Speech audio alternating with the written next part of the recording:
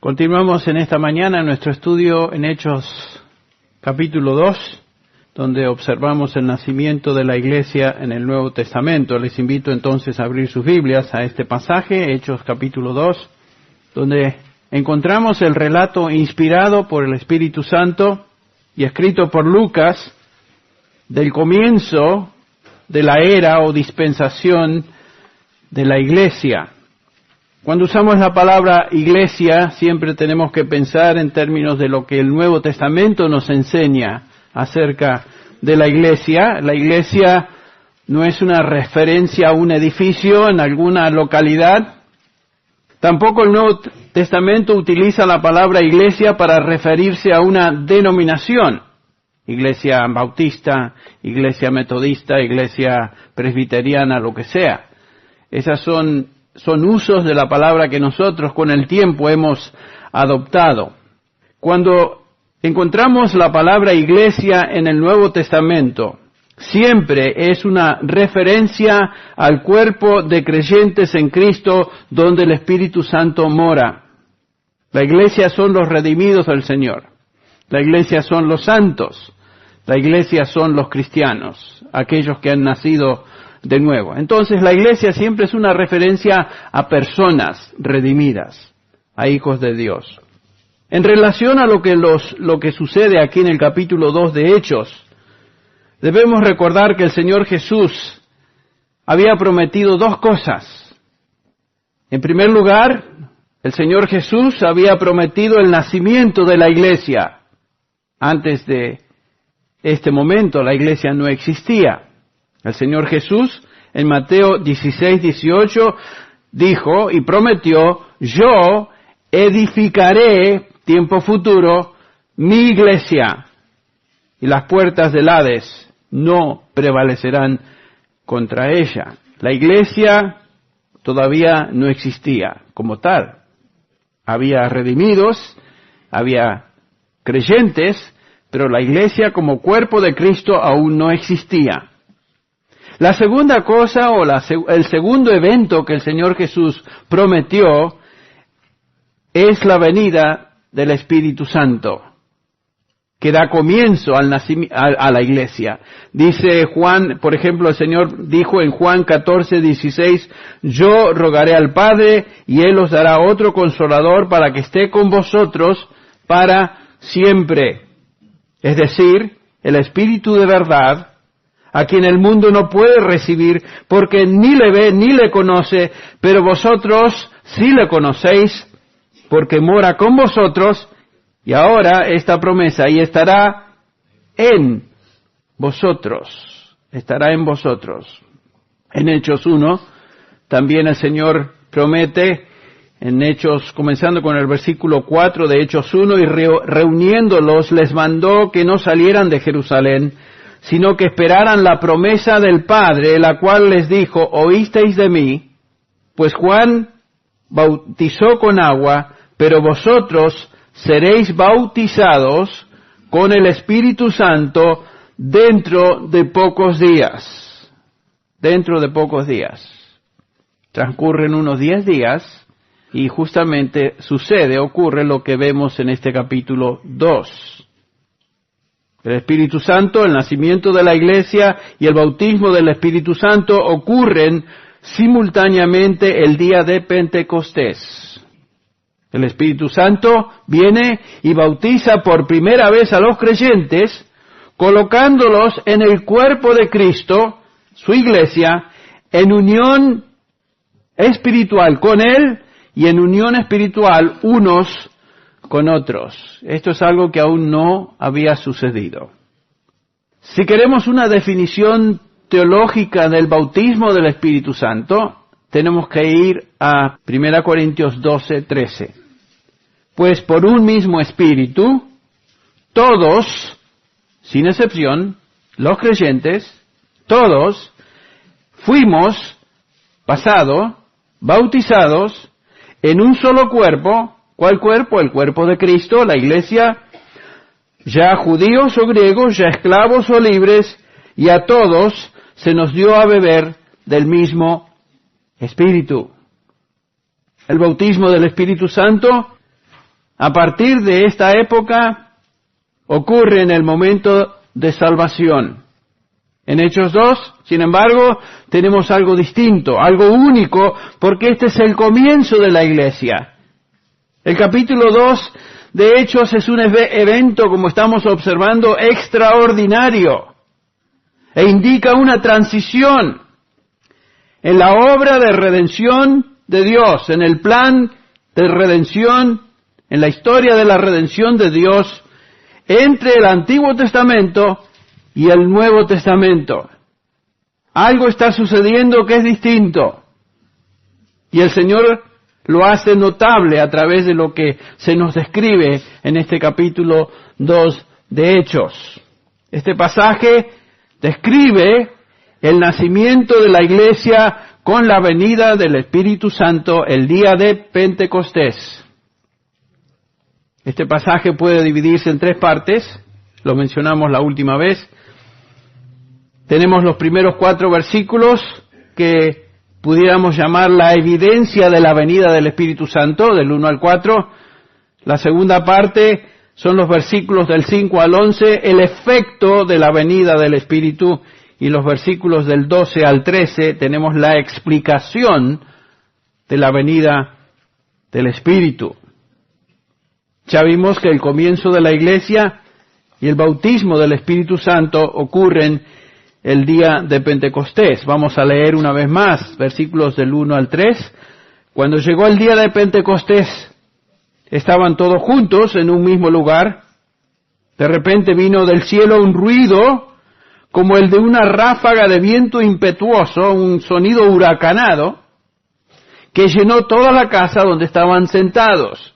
Es impresionante lo que estos hermanos observaron, pero no había movimiento. Nada se movía, pero existía un ruido, había un ruido como de viento huracanado. El versículo 3 dice, y se les aparecieron lenguas como de fuego. Noten que no eran lenguas de fuego, sino como de fuego. Repartiéndose, se posaron sobre cada uno de ellos. La última vez observamos que el día de Pentecostés era una celebración sumamente importante en el calendario festivo de Israel. El calendario judío era la fiesta de la siega o la fiesta de los primeros frutos, que se celebraba 50 días después de la Pascua en el diseño divino. Este día era el cumplimiento de la profecía, tipología, mejor dicho, profética que encontramos en Levítico 23, donde ahí se nos describe en Levítico 23 fiestas importantes que simbolizaban la muerte y resurrección de el Cordero de Dios, Cristo Jesús. Jesús murió el día de la Pascua, que como ya explicamos, la Pascua era la celebración judía donde recordaban el día cuando la plaga que mató al primer nacido de cada hogar, de cada familia en Egipto, y sin embargo el ángel del Señor pasó sobre aquellos hogares sin tocar a los primogénitos de los hogares judíos que habían sido obedientes a Dios y habían puesto sobre el lintel de sus puertas y sobre los postes de la misma la sangre de un cordero. Ese fue el día de la Pascua, el día donde el ángel pasó sin tocar a estos primogénitos. Ese era un símbolo de lo que iba a suceder cuando el Cordero de Dios iba a derramar su sangre y pagar por el pecado de aquellos que Él vino a redimir. Y por supuesto, nosotros somos salvados de la muerte eterna por la sangre del Cordero. Ese es el símbolo. Jesús murió el día de la Pascua, resucitó el día de los primeros frutos o primicias, el día domingo, y la iglesia nace en ese día preciso, de acuerdo al calendario soberano de Dios, el día de Pentecostés. Los versículos del 2 al 3 nos dicen que algo totalmente sobrenatural sucede. El Espíritu de Dios viene y bautiza a todos los creyentes reunidos en ese lugar, los 120 que se mencionan en el capítulo 1, versículo 15. y sin excepción, cada uno de ellos es bautizado por el Espíritu de Dios. Noten que de repente vino del cielo un ruido como de una ráfaga de viento que llenó toda la casa donde estaban sentados los 120 discípulos, y se aparecieron lenguas como de fuego repartiéndose sobre cada uno de ellos, sin excepción. Cada uno de estos creyentes recibe el Espíritu Santo aquí, y por supuesto desde ese día en adelante cada creyente recibe el Espíritu Santo y forma parte de la iglesia desde el momento de su salvación. Obviamente no experimentamos lo que aquí se experimentó. No hay ráfaga, no hay viento, no hay lenguas como de fuego. Es distinto. Por eso tenemos que hacer hincapié, énfasis, que esto es algo radicalmente distinto de lo que había sucedido, y Dios está haciendo énfasis que algo único está ocurriendo, una transición. Como vimos la semana pasada, no existe un cristiano hoy que no tenga el Espíritu Santo, porque eso equivaldría a dos cosas. En primer lugar, querría decir que ese creyente no pertenece a la iglesia, al cuerpo de Cristo, y ni siquiera es salvo. Es inconcebible, es algo que no se encuentra en el Nuevo Testamento, la idea de un creyente sin el Espíritu Santo. Romanos 8:9 claramente nos enseña: sin embargo, vosotros no estáis en la carne, sino en el Espíritu, y si en verdad el Espíritu de Dios habita en vosotros, pero si alguno no tiene el Espíritu de Cristo, el tal no es de Él. Es claro eso. Ahora, en el versículo 4 de Hechos 2, observamos algo distinto al bautismo del Espíritu. El Espíritu Santo viene sobre los creyentes, los versículos del 2 al 3, y aquí tenemos otra descripción. Algo distinto sucede, que es la llenura del Espíritu Santo. Noten el versículo 4. Todos fueron llenos del Espíritu Santo y comenzaron a hablar en otras lenguas, según el Espíritu les daba la habilidad de expresarse. El bautismo del Espíritu Santo, como ya vimos, nos coloca en el cuerpo de Cristo. 1 Corintios 12:13. La llenura del Espíritu Santo nos da el poder para vivir la vida cristiana. El bautismo del Espíritu Santo sucede una vez y para siempre, y no tiene nada que ver con una experiencia. La llenura del Espíritu Santo es algo que sucede repetidas veces en la experiencia cristiana y tiene que ver con el control del Espíritu en nuestra vida. Por ejemplo, tenemos en el capítulo, la descripción, el capítulo 2 de Hechos, la descripción de que estos creyentes, el Espíritu Santo vino sobre ellos y fueron llenos. Pero aunque fueron llenos esa vez, existen otras descripciones aún en el libro de los Hechos que nos enseñan que estos creyentes otra vez experimentaron la llenura del Espíritu Santo. Por ejemplo, Pedro fue lleno del Espíritu Santo aquí en capítulo 2 de Hechos, y en el capítulo 4 de Hechos notamos entonces Pedro, lleno del Espíritu Santo, les dijo: gobernantes y ancianos del pueblo. Este es Pedro, otra vez lleno del Espíritu. Muchos creyentes mencionados en el capítulo 2, versículo 4, de Hechos son llenos del Espíritu, y otra vez. Vamos al capítulo 4, versículo 31, y notamos que fueron llenos una vez más.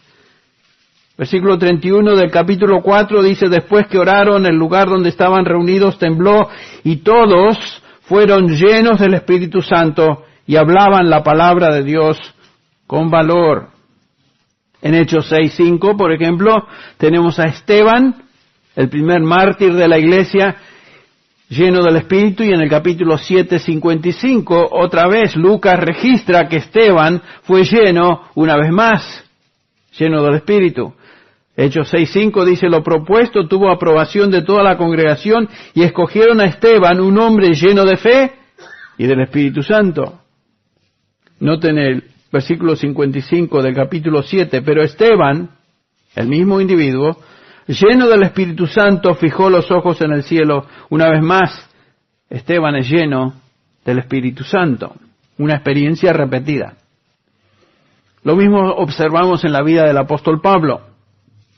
En Hechos 9:17, cuando Ananías habla con Pablo después de su conversión, notamos que dice el versículo 17, Ananías fue y entró en la casa y después de poner las manos sobre él dijo, hermano Saulo, el Señor Jesús que se te apareció en el camino por donde venías, me ha enviado para que recobres la vista y seas lleno del Espíritu Santo.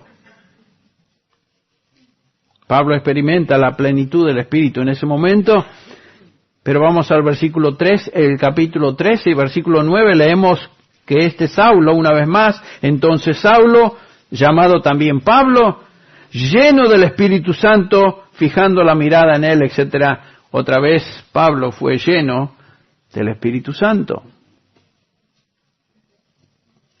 No existe en todo el Nuevo Testamento una sola mención o mandamiento a ser bautizados con el Espíritu Santo.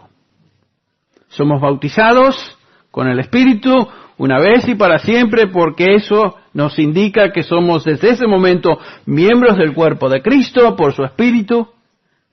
Pero sí tenemos en el Nuevo Testamento el mandamiento a ser llenos del Espíritu Santo, lo cual nos indica una vez más que la plenitud o la llenura del Espíritu Santo es algo que podemos experimentar en varias ocasiones durante el transcurso de nuestra vida cristiana. Dice Efesios 5:18, y no os embriaguéis con vino, en lo cual hay disolución, sino sed llenos del Espíritu. Eso es un mandamiento a los creyentes. Lleno significa estar bajo el control del Espíritu, por eso el contraste de estar bajo el control o el dominio del alcohol. No os embriaguéis con vino, en lo cual hay disolución. Una persona llena de alcohol está siendo controlada por el alcohol y por lo tanto va a dar evidencias de quién lo controla, ¿no es cierto?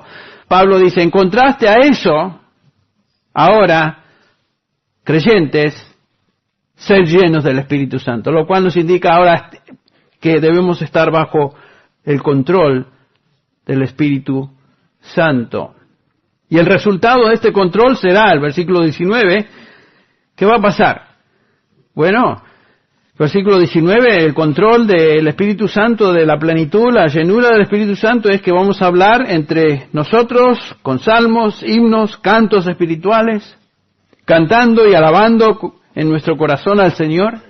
Versículo 20, dando siempre gracias por todo.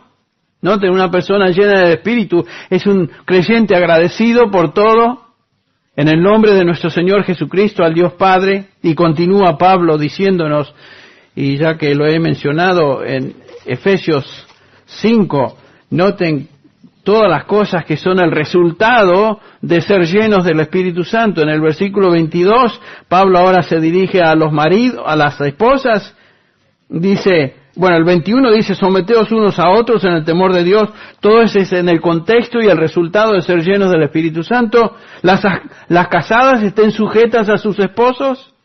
Una dama creyente, cristiana, llena del Espíritu Santo no va a ser una rebelde, sino que va a ser una persona que reconoce que Dios manda que se someta a su esposo. Un esposo lleno del Espíritu Santo va a amar a su esposa. Dice el versículo 25, maridos, amad a vuestras mujeres. Este es un mandamiento a los creyentes, esposos creyentes en Cristo Jesús, así como Cristo amó a la iglesia. En el capítulo 6, versículo 1, ahora se dirige a hijos, supuestamente creyentes. Hijos, obedeced en el Señor a vuestros padres, porque esto es justo. Un hijo creyente, hija creyente, que tiene noción de que es creyente y está llena del Espíritu Santo, va a ser obediente a sus padres. El versículo 2 del capítulo dice, honra a tu padre y a tu madre, que es el primer mandamiento con promesa para que te vaya bien. Y noten el versículo 4, ahora se dirige Pablo a los padres. Padres, vosotros, no provoquéis a ira a vuestros hijos. Un padre lleno del Espíritu Santo no va a ser una persona hostil, desagradable, mala contra sus hijos, sino todo lo contrario. va a criar a sus hijos, no provocarlos a ira, sino que los criará en la disciplina y amonestación del Señor. Por eso oramos por estos padres hoy. Y no podemos lograr esto, que aquí se nos dice, a menos que estemos llenos del Espíritu Santo, que vivamos o andemos en el Espíritu, así como Gálatas 5:16 también nos enseña. Es imposible ser a los mandamientos, ser obediente a lo que Dios nos enseña en su palabra, a menos que estemos controlados, llenos del Espíritu. No es algo místico, es algo de obediencia a la palabra. La plenitud del Espíritu Santo, ser lleno del Espíritu Santo, va a dar estos resultados prácticos. Y noten que son idénticos a los resultados que encontramos en Colosenses 3:16. Vamos a Colosenses 3:16 por un instante. 3:16 de Colosenses, donde leemos, la palabra de Cristo mora en abundancia en vosotros. Acá Pablo no dice que seamos llenos del Espíritu Santo, sino que la palabra de Cristo mora en abundancia en vosotros. Pero noten que los resultados que siguen son los mismos que ya Pablo identificó en el capítulo 5 de Efesios bajo el control o plenitud del Espíritu Santo. Noten, exhortándoos que la palabra de Cristo mora en vosotros en abundancia, enseñándoos y exhortándoos unos a otros en toda sabiduría, cantando con gracia en vuestros corazones al Señor, con salmos e himnos y cánticos espirituales. Todo lo que hacéis, de palabra o de hecho, hacerlo todo en el nombre del Señor. Noten el versículo 18, ahora se dirige a las creyentes casadas, estad sujetas a vuestros maridos, lo mismo. Maridos, versículo 19, amad a vuestras esposas. Hijos, obedeced a vuestros padres. Versículo 21, padres, no exasperéis a vuestros hijos, para que no se desalienten. Siervos, obedeced a vuestros amos, y amos, haced lo mismo con vuestros siervos. Todo es resultado de ser lleno del Espíritu Santo, pero aquí en lugar de utilizar esa descripción de ser lleno del Espíritu Santo, Pablo dice, la palabra de Cristo more en abundancia en vosotros. Entonces lo que podemos notar es que tanto ser lleno del Espíritu Santo como que la palabra de Cristo more en abundancia en nosotros son conceptos equivalentes. Otra vez, la idea es una de estar dominado y controlado por el Espíritu Santo, controlado por la palabra de Cristo. Cuando estoy controlado por el Espíritu de Dios, simplemente estoy siendo consciente y obediente a la palabra de Cristo. Esto es ser lleno del Espíritu. Esto es andar en el Espíritu. Ser llenos del Espíritu, que la palabra de Cristo abunde en vosotros, entonces son mandamientos equivalentes, con los mismos resultados. Ahora, regresando a Hechos. En Hechos 2:4 tenemos que estos creyentes fueron llenos del Espíritu Santo. Estaban dominados, controlados por el Espíritu, quien controló aún sus lenguas para que hablasen lo que el Espíritu les daba que hablasen. Ahora, ¿qué fueron estas lenguas? Veamos. En primer lugar, observamos que estas lenguas eran idiomas, eran dialectos. La palabra que se traduce lengua es la palabra glosa, versículos 4, 5 y 11. Glosa, que siempre se refiere a un idioma. Y en los versículos 6 y 8, la palabra que se utiliza ahí o se traduce lengua es dialecto. El punto es que se refiere a idiomas y dialectos conocidos. No eran ruidos irreconocibles. No era jerigonza, jerga, algo que nadie podía reconocer. No. Eran idiomas, que vamos a verlos en un instante.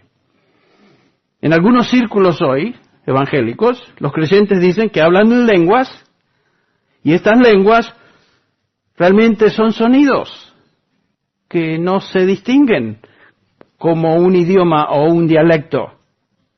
Estas lenguas son ruidos que no tienen nada que ver con lo que ocurre aquí en Pentecostés. Nada que ver. Entre paréntesis, las lenguas que aquí se mencionan son el resultado de la llenura del Espíritu, no el bautismo del Espíritu. El bautismo nos une a Cristo, como ya lo dijimos, en su cuerpo, que es la iglesia, y esto no está conectado con ninguna experiencia.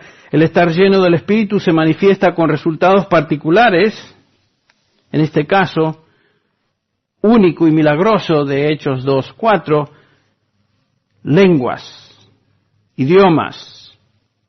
Y vamos a estar describiendo esto en un instante. Pero no es una experiencia que se constituye en el patrón universal para el resto de los creyentes en la iglesia hoy. En ningún momento se nos enseña en el resto del Nuevo Testamento que sigamos esto como un patrón. Lo veremos. Cuando llegamos a Efesios 5:18, el mandamiento que ya describimos, ser lleno del Espíritu Santo, los resultados que siguen no tienen nada que ver con hablar en lenguas, ya lo vimos. Amar a vuestras mujeres, someterse a vuestros esposos, padres, no exasperéis a vuestros hijos, hijos, obedeced a vuestros padres, etc. Son todos resultados prácticos de la vida cristiana. En ese mandamiento a ser llenos del Espíritu Santo no tenemos ninguna mención a hablar en lenguas como manifestación de ser llenos del Espíritu.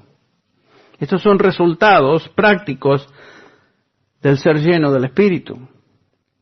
Es interesante notar que muchos que dicen que hablan en lenguas hoy, como el resultado de ser bautizados y llenos del Espíritu Santo, no manifiestan las verdaderas características de los que están llenos del Espíritu Santo que ya se menciona en el capítulo 5 de Efesios y Colosenses 3. Esposas que supuestamente hablan en lenguas, pero que no son sumisas para nada a sus esposos. Quiere decir que no están llenas del Espíritu.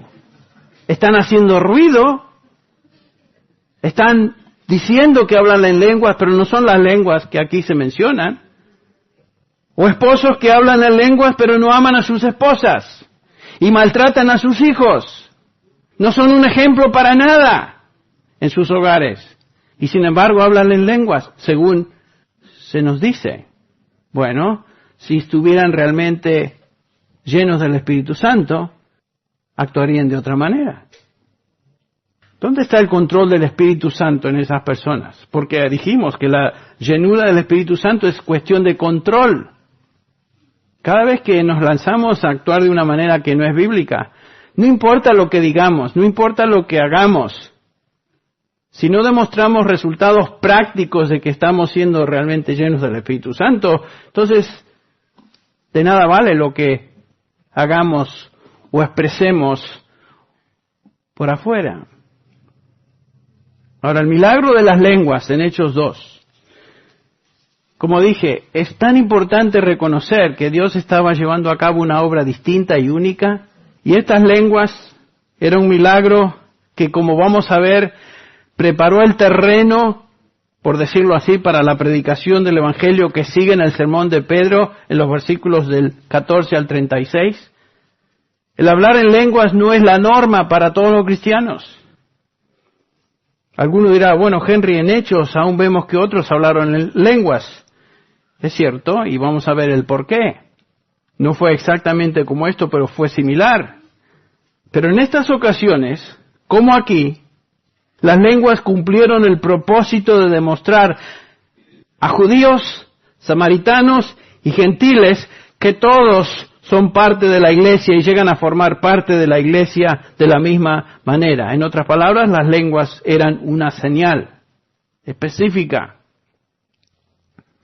Todos, de toda nación, de toda extracción, de toda lengua, vienen a formar parte de la iglesia. Ese es el significado, uno de los significados detrás de las lenguas.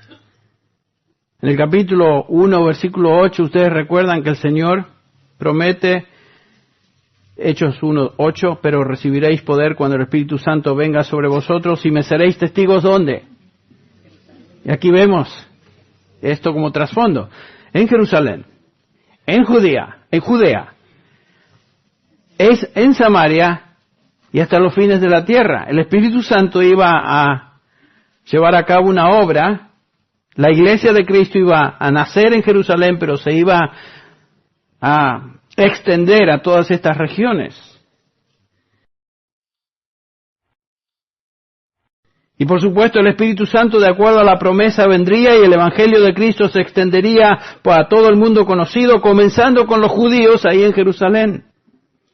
Este capítulo vemos que el Evangelio llega a Samaria, por ejemplo, después de nacer la iglesia en Jerusalén, después de comenzar a crecer ahí, se extiende a Samaria. En el capítulo 8 de Hechos notamos cuando los apóstoles, versículo 14, Hechos 8, 14, cuando los apóstoles que estaban en Jerusalén oyeron que Samaria había recibido la palabra de Dios, les enviaron a Pedro y Juan. ¿Quién eran ellos, Pedro y Juan?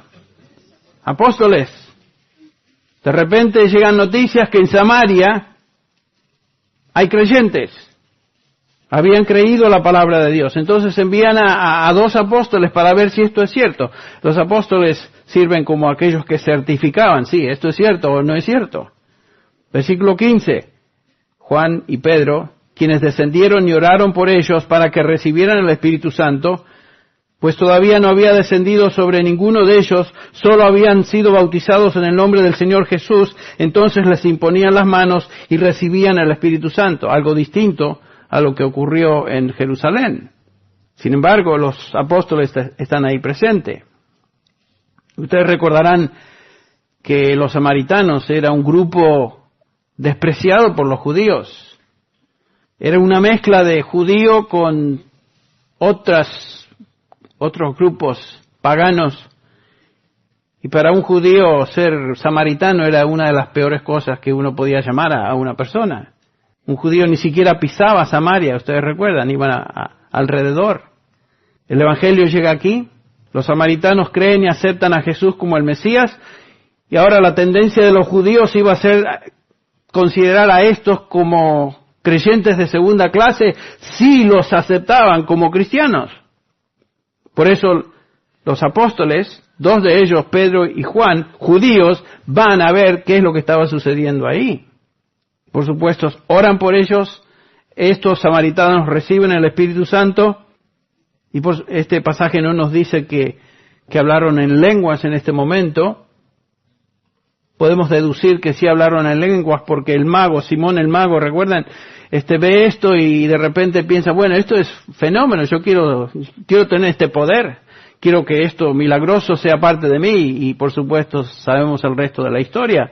Posiblemente estos samaritanos hablaron en lenguas, aunque no lo dice ahí.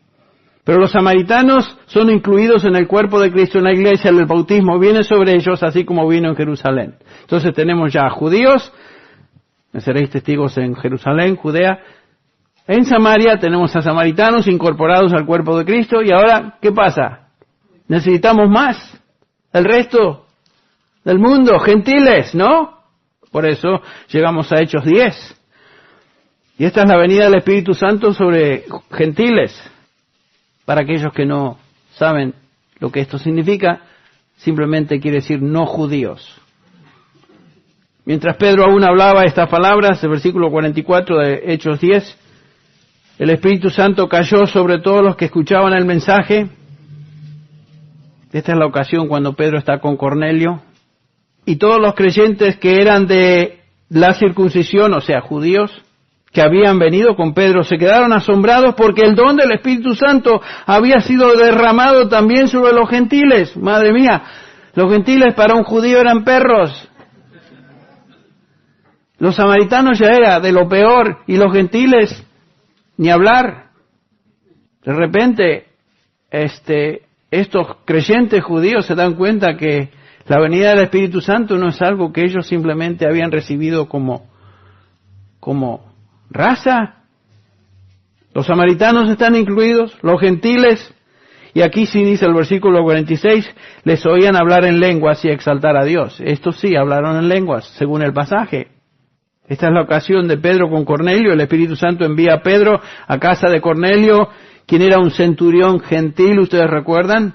un capitán sobre 100 soldados romanos, por eso la palabra centurión, y predica, y no había terminado de predicar aún cuando el Espíritu Santo desciende sobre ellos en la casa de Cornelio. Aquí no oraron pidiendo que el Espíritu Santo venga sobre ellos, como sucedió con los samaritanos, ni pusieron, sino que de repente viene el Espíritu Santo. Y ustedes notan que la reacción de los judíos creyentes era, ¿cómo es posible? Se quedaron asombrados porque el don del Espíritu se había derramado también en los gentiles. Increíble.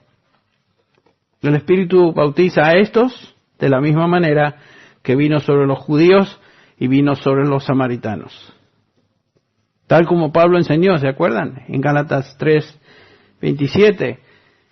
En la iglesia somos todos del Señor, somos todos uno, porque todos los que fuisteis bautizados en Cristo, Gálatas 3:27, de Cristo os habéis revestido. Versículo 28, clave, no hay judío, ni griego, no hay esclavo, ni libre, no hay hombre, ni mujer, porque todos sois uno en Cristo Jesús. Esta es la iglesia. El Espíritu Santo vino a bautizar a estos creyentes, uniéndolos al cuerpo de Cristo, a la iglesia, de cualquier nacionalidad que sean. Y esto era asombroso para los judíos. Ustedes recuerdan aún Pedro, cuando tuvo esa visión de ir a visitar a Cornelio, a este gentil, no quería ir. Sin embargo, se dio cuenta que era el Espíritu Santo que lo estaba enviando y fue, y el Espíritu Santo bautiza a estos gentiles en el cuerpo y reciben el Espíritu tal como los judíos lo recibieron, y aún Pedro estaba sorprendido. ¿Quién era yo, dice Pedro, para detener esto? Ahora, queda un grupito en Hechos, ahí suelto, que todavía no ha sido incluido, y estos eran este era el remanente de creyentes o discípulos que seguían la ley o el Antiguo Testamento, eran los discípulos de Juan el Bautista. Y aquí tenemos algo interesante. Este grupito que estaba todavía fuera de lo que era la iglesia, notamos en Hechos 19:1, y aconteció que mientras Apolos estaba en Corinto, Pablo, habiendo recorrido las regiones superiores, llegó a Éfeso y encontró a algunos discípulos. Y les dijo, hace la pregunta, ¿recibisteis el Espíritu Santo cuando creísteis? Y ellos respondieron, no, ni siquiera hemos oído si hay un Espíritu Santo. Entonces él dijo, ¿en qué bautismo, pues, fuisteis bautizados? Ellos contestaron, en el bautismo de Juan. Eran discípulos de Juan el Bautista. Versículo 4. Y Pablo dijo, Juan bautizó con el bautismo de arrepentimiento, diciendo al pueblo que creyeran en aquel que vendría después de él. ¿Quién era ese? Cristo Jesús. Es decir, Jesús. Versículo 5. Cuando oyeron esto, entonces, fueron bautizados en el nombre del Señor Jesús, y cuando Pablo les impuso las manos, aquí tenemos otra situación donde un apóstol impone manos, vino sobre ellos el Espíritu Santo, y hablaban en lenguas, y profetizaban. Otra situación distinta a la anterior, pero el bautismo viene sobre ellos. Eran total unos 12 hombres, estos discípulos, dice ahí el versículo 7. Estos también reciben el Espíritu Santo, hablan en lenguas. Este era el último remanente de creyentes de la dispensación anterior del Antiguo Testamento. Ahora creen en Jesús, son bautizados con el Espíritu Santo, demostrando también que ellos eran uno con el resto de los creyentes. Judíos, samaritanos, gentiles en la iglesia. Y notaron ustedes que en cada ocasión donde el bautismo del Espíritu Santo viene o desciende, un apóstol o más apóstoles están presentes. Porque ¿quiénes son los apóstoles? Los apóstoles fueron aquellos que recibieron del Señor Jesús la doctrina. Son el fundamento de la iglesia. La autoridad final en términos de doctrina eran los apóstoles. Los apóstoles en cada ocasión estuvieron presentes como testigos oculares de que Cristo o de que en Cristo todos eran recibidos en la iglesia. Y ellos certifican eso con su presencia. Y también con impartir manos, orar, etc. ¿Qué de las lenguas para el día de hoy como manifestación de la venida del Espíritu Santo? Es algo que debemos continuar practicando. Bueno, ya mencionamos, en primer lugar, que si vamos a practicar el don que aquí se nos enseña, o esta práctica, tiene que ser lenguas. Lenguas reales. O descartar lo que se escucha como algo que tiene precedente en la Escritura. Estamos hablando de lenguas, idiomas no jerigonza irreconocible, sin relación al milagro que observamos aquí en Hechos. Algunas otras cosas importantes. Una vez que todos los creyentes son bautizados y ya no hay división en el cuerpo, ningún tipo de división, todos son uno en Cristo, y la transición del Antiguo Testamento al Nuevo Testamento es completada, ya no existe hoy entonces la necesidad de la manifestación de lenguas con la venida del Espíritu Santo. Los dones milagrosos pasaron con la época apostólica y comienzan a menguar en frecuencia aún en Hechos de los Apóstoles. Y les menciono, fuera del libro de los Hechos, las lenguas no se mencionan, con la excepción de 1 Corintios, que fue una de las primeras epístolas escritas, una de las más antiguas. De alguna manera podemos notar en la historia de la Iglesia que las lenguas van pasando de a poco. 3 libros más donde se discuten los dones del Espíritu Santo, Romanos, Efesios y Primera de Pedro. El don de lenguas ya no aparece, ni otros dones milagrosos tampoco. El hablar en lenguas ya no se practica en la historia de la Iglesia desde el cierre del primer siglo, con la excepción de algunos grupos herejes que también manifestaban estos ruidos irreconocibles a través de la historia. Nunca fueron parte de la Iglesia. Y aún en el principio del siglo XX se comienza a ver un nuevo énfasis en lenguas, entre paréntesis lenguas, que son realmente, como mencioné, sonidos irreconocibles, en grupos de la Iglesia, limitado a esos grupos por años en el siglo XX, donde practican la glosolalia, o sea, el don de lenguas, según ellos lo describen. Pero en ningún momento estamos hablando de lenguas reconocidas, idiomas, dialectos, tales como se nos mencionan en el pasaje que estaremos examinando en un instante. Entre paréntesis, los que hablaron en lenguas en Jerusalén, entre los gentiles, Cornelio, entre los discípulos de Juan el Bautista, ninguno de ellos tuvo que aprender esas lenguas.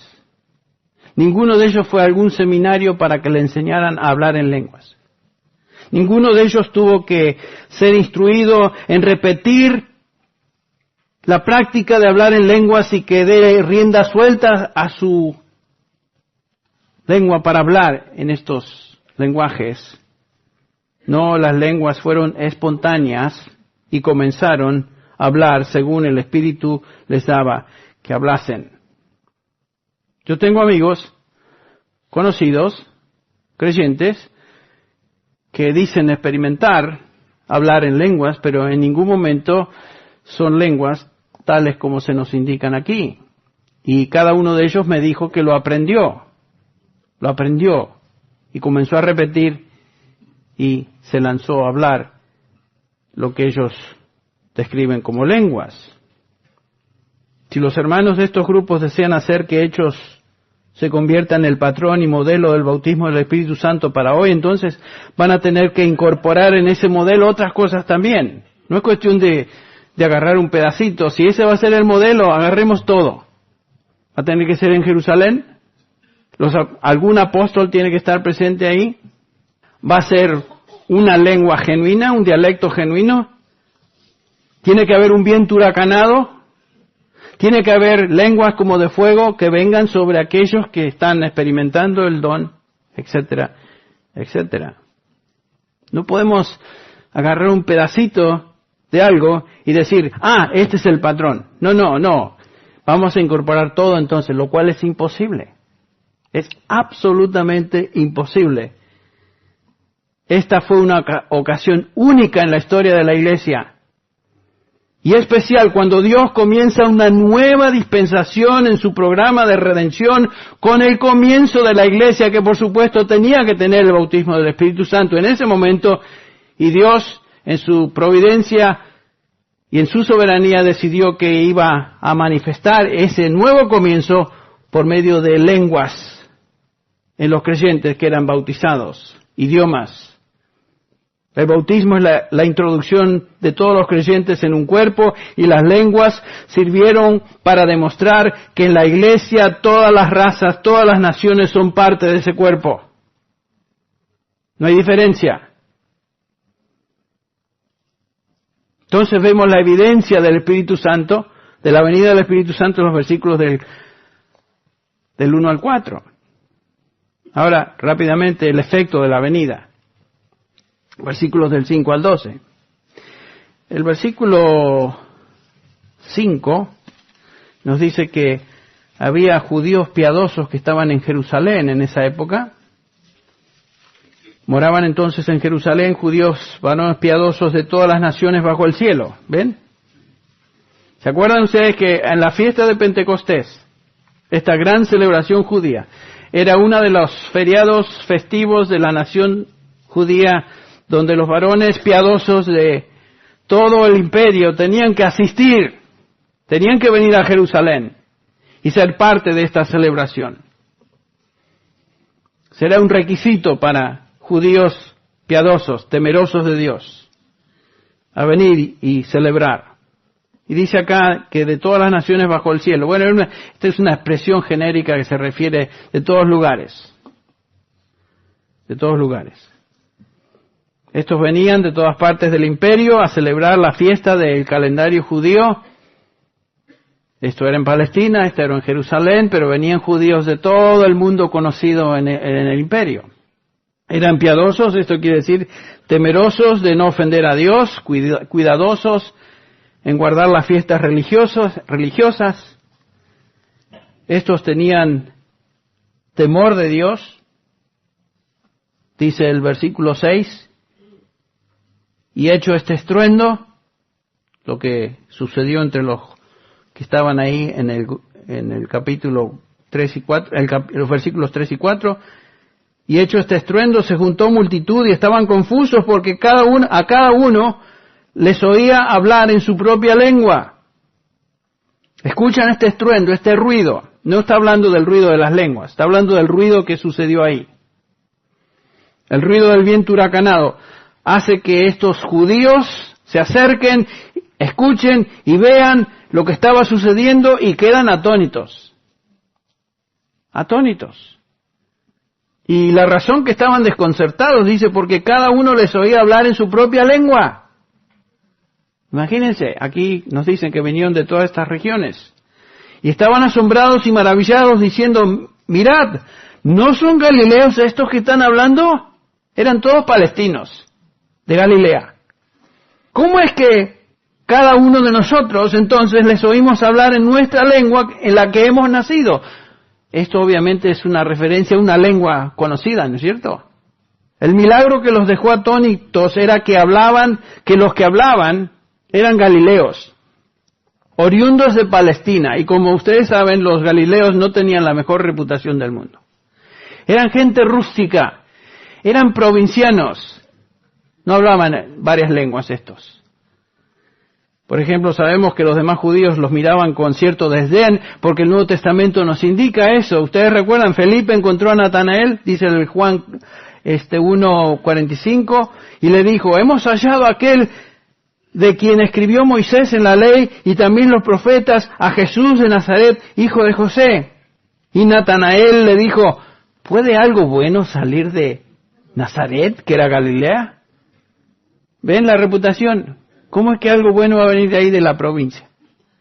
Respondiendo en el capítulo 7, otra referencia a esa reputación.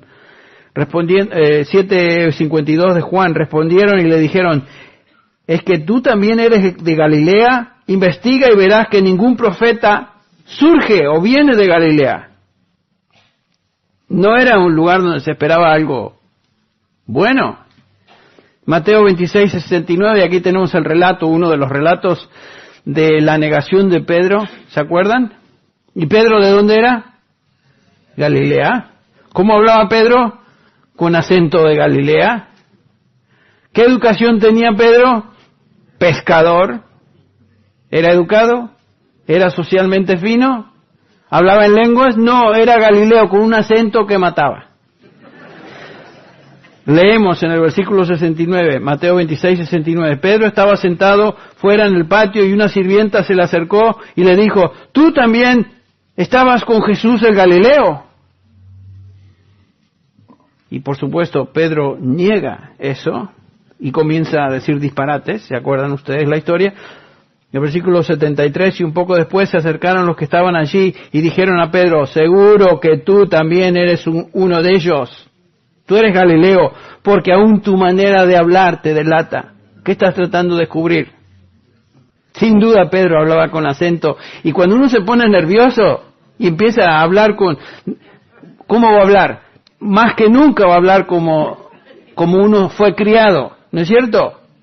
Entonces, en Hechos 2, los que oyeron aquel día a estos estaban confundidos porque los que hablaban eran galileos y de repente se convierten en personas que pueden hablar otras lenguas, las lenguas conocidas. Les oímos hablar en nuestra lengua en la que hemos nacido.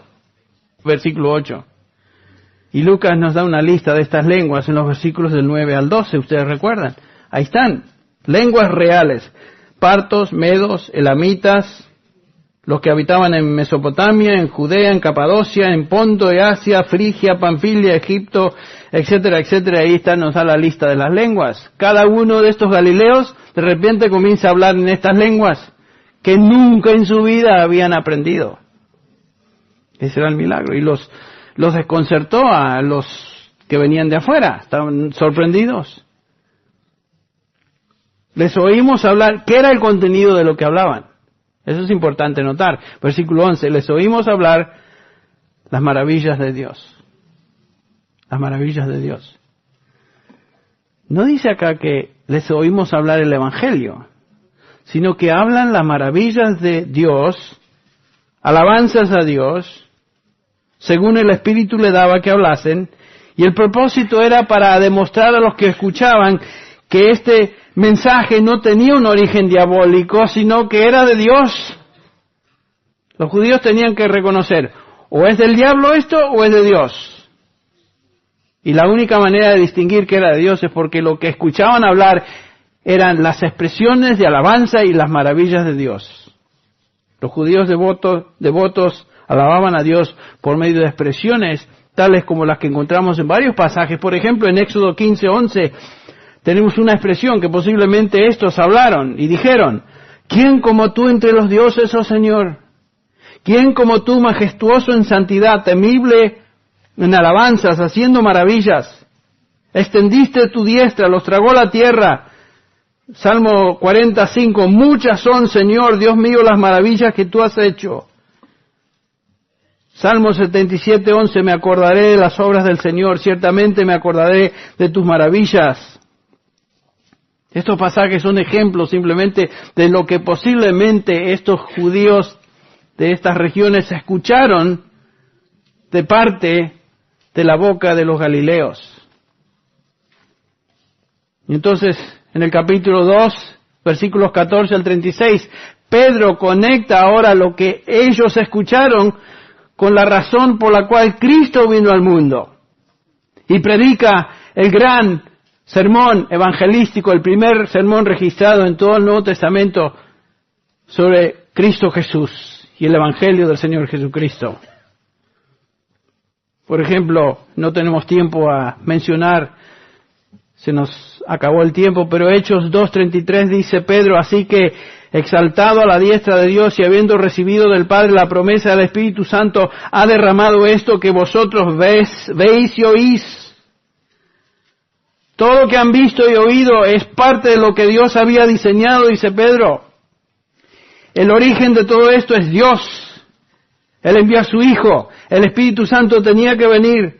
Y de repente nos dice el versículo 37, al oír esto, compungidos de corazón, dijeron a Pedro y a los demás apóstoles, varones, hermanos, entonces, ¿qué haremos? Y sabemos el resultado de la predicación, ¿no es cierto? Pedro dice que arrepiéntanse, sed salvos de esta perversa generación. Y el resultado del sermón es que, habiendo recibido la palabra, fueron bautizados y se añadieron aquel día, ¿cuántas personas? Como 3,000 almas. Pero todo fue precedido por este tremendo despliegue de poder milagroso de Dios, el bautismo del Espíritu Santo y lo que estos escucharon y vieron. Las lenguas fueron una demostración de que algo singular estaba aconteciendo y estos fueron testigos oculares y presentes de lo que Dios estaba haciendo. Había una razón singular por la cual las lenguas se dieron. La razón era la antesala de la predicación del Evangelio que continúa con el sermón de Pedro. La explicación de la venida del Espíritu Santo rápidamente. La pregunta inmediatamente se hace, entonces, ¿qué quiere decir esto? El versículo 13. Como siempre ocurre en una audiencia, hay personas que no están convencidas de la verdad, por más cierta que la predicación sea. ¿Qué quiere decir esto? Los judíos que escucharon el milagro de las lenguas estaban atónitos y deseaban una respuesta. Los incrédulos, como siempre, sarcásticamente dan una respuesta que siempre es contraria a Dios y a lo que Él dice en su palabra. Otros se burlaban y decían, ¿qué? ¿Están borrachos estos? Se pasaron el día tomando y ahora diciendo todos estos disparates. Tal como los fariseos que rechazaron las evidencias que demostraban la verdad acerca de Jesús, estos incrédulos explican lo ocurrido acusando a los creyentes de estar borrachos. ¡Qué explicación tan absurda! Dice, están llenos de mosto, están borrachos. Siempre hay gente que jamás será convencida, ¿no es cierto? Aman su pecado, aman las tinieblas más que la luz, y cuando la luz alumbra, la rechazan y prefieren seguir en la oscuridad. No nos debe sorprender. Trágicamente, lo que aquí se observa simplemente como un rechazo, más tarde se convierte en hostilidad abierta en el resto del libro de los Hechos y comienza una gran persecución contra la iglesia. Ustedes recuerdan, capítulo 4, 5, 8. Y la iglesia es desparramada. La persecución intensa comienza contra los creyentes. Pero ninguna oposición pudo detener la obra de Dios que comenzó en Pentecostés.